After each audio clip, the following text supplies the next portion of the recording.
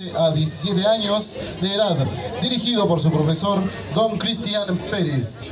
Ellos nos presentan la musicalización de la festividad tradicional Las Cruces de Mayos. Recibamos con un gran fuerte aplauso a estos jóvenes músicos. Chamampi Frusiri, con fuerza, sopladores.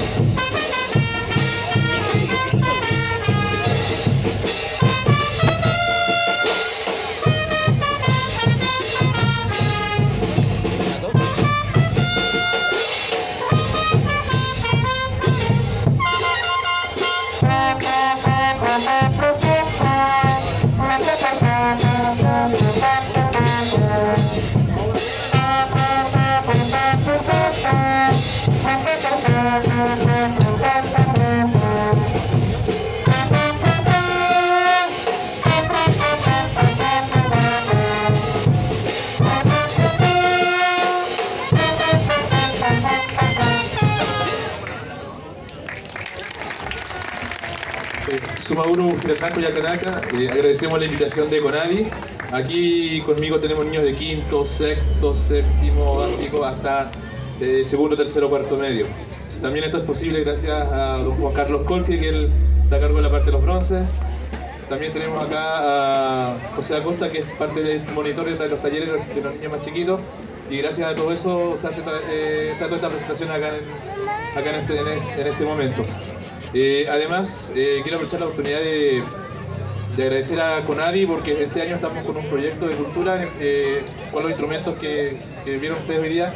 Se han adquirido con fondos Conavi, parte de la percusión también, y eso se agradece. Dios